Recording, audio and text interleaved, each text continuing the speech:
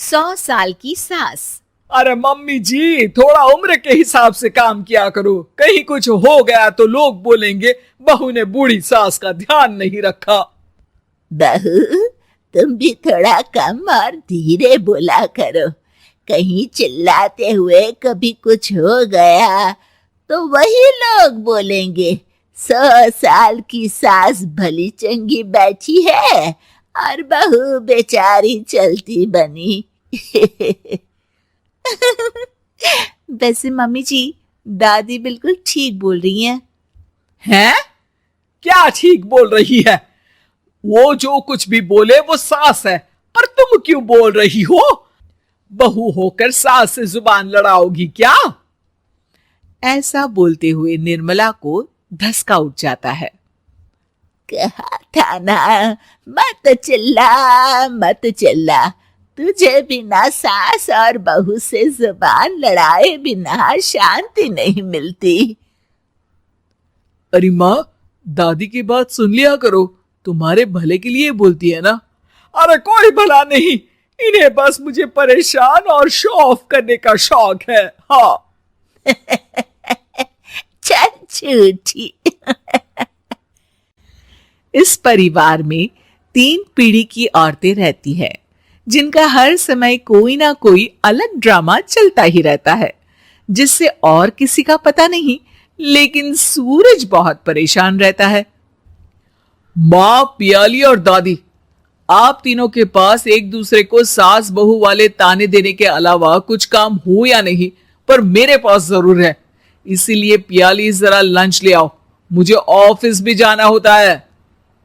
इस पर पियाली सूरज को लंच देती है और वो ऑफिस चला जाता है, जिसके बाद तीनों एक बार फिर अपनी बातों या कह लो कि नोक-झोंक में लग जाती है। इसी में दिन बीत जाता है। रात को सूरज के साथ उसके दोस्त भी खाने पर आते हैं। पियाली, मेरे कुछ दोस्त आए हैं। सॉरी, अचानक प्लान बना तो बता नहीं पाया। तुम जल्दी से डिनर बना दो ना। अरे वाह रे आलसी माँ की आलसी बेटी, पहले बिना बताए दोस्तों को घर ले आओ, फिर बोलो जल्दी से डिनर बना दो। इतनी जल्दी है तो खुद बना लो। अरे माता, सब बाद में दिखा देना, अभी खाना बना दो ना प्लीज। ऐसा बोल के सूरज दोस्तों के पास जाकर बैठ जाता है और पियाली डिनर की टेंशन में अपनी सास के पास पहुंच जाती है, जो अपने कमरे में आराम कर रही होती है। मम्मी, सूरज अचानक दोस्तों को घर ले आए हैं, क्या करूं अब? कुछ ऐसा बताओ ना जो जल्दी बन जाए और सर्व करते हुए भी अच्छा लगे। अरे रेस्टोरेंट से मंगा ले, दोबारा परेशान मत करना, सोने दे मुझे। इतने में दादी सास भी वहां आ जाती है। वाह, आलसी का आइडिया भी उसी की तरह बेकार है। कोरोना में बाहर से खाना मंगाएंगे। बहू, तुम सो ही जाओ, वही काम अच्छे से कर सकती हो।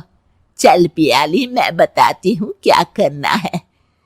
इस पर दादी सास पियाली के साथ मिलकर सारे मेहमानों के लिए खाना बनाती है, जिससे उन्हें ज्यादा मेहनत भी नहीं करनी पड़ती और सबका पेट भी भर जाता है। दादी के इस आइडिया से पियाली और सूरज बहुत इम्प्रेस हो जाते हैं। दादी, क्या यही खाना आपकी इस उम्र में इतना एक्टिव रहने और एंडलेस लाइफ का राज है? वैसे दादी ने आज तक राज किसी को बताया नहीं। इन्होंने ससुर जी तक को नहीं बताया, तभी तो वो ऊपर पहुंच गए और ये अभी तक यही है। तेरी सास मेरे ऊपर पहुंचने का ही इंतजार कर रही है, पर इस आलसी का ये सपना पूरा नहीं होने वाला। क्यों जी, अमर होने का वरदान लेकर आई हो क्या? अमर का पता नहीं, पर लगता है तुझसे लंबा जरूर जी लूंगी। इससे पहले कि दोनों सास बहू में कोई बहस शुरू होती, पियाली बीच में बोल पड़ती है। ठीक है, आप दोनों लड़ क्यों रही हैं? हम तो चाहते हैं कि आप दोनों हमारे साथ हमेशा रहें। पियाली की बातों पर दोनों शांत हो जाते हैं और उनकी लाइफ पहले जैसे चलने लगती है, जहां दादी सुबह जल्दी उठकर कुछ न कुछ काम करते हुए पूरा दिन बिताती है, तो वहीं निर्मला और पियाली लेट उठने से लेकर धीरे धीरे आलस में काम करना और जब मर्जी सो जाने से अपना दिन बिताती हैं। एक दिन निर्मला की सहेली उनके घर आती है। अरे क्यों रे निर्मला, कैसे चल रही है जिंदगी? सब बढ़िया, बस ये बुढ़िया ऊपर जाए तो ज्यादा अच्छा होगा। अरे ऐसा क्यों बोलती हो? तुम्हें तो उनसे सीखना चाहिए, वो बहुत फुर्तीली हैं।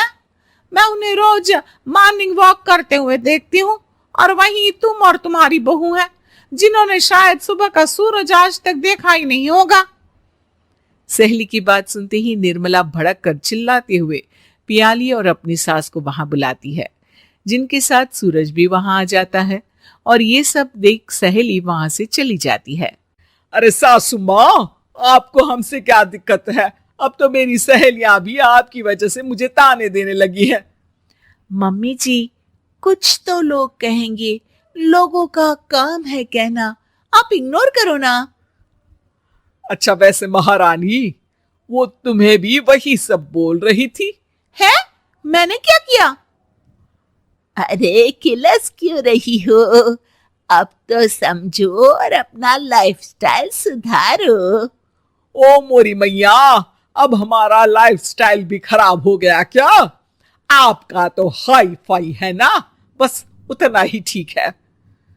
तुम लोग हमेशा पूछते हो ना कि मेरी इस उम्र और अभी भी इतने एक्टिव रहने का राज क्या है, तो वो ये लाइफ स्टाइल ही है जिसे हाई फाई नहीं पर सिंपल कहते हैं। दादी, अब कहना क्या चाहती हो? यही कि मैंने अपनी जिंदगी में बहुत किताबें पढ़ी हैं, जिनमें एक किताब से मुझे ये समझ में आया कि हम कितने गलत तरीके से जिंदगी जीते हैं। उसी के बाद मैंने एक अच्छे जीवन के लिए इकिगाई रूल अपनाया, जिसका मकसद तो सिर्फ अच्छा जीवन जीना था। इतना लंबा कैसे जी गई मुझे खुद अचंभा होता है। ओह, तो मतलब आप मुझे परेशान नहीं करती थी? वो तो आप करती हैं। वैसे ये इकिगाई क्या है? थोड़ी रिसर्च खुद भी कर लो आलसियों, सब मैं ही बता दूं क्या?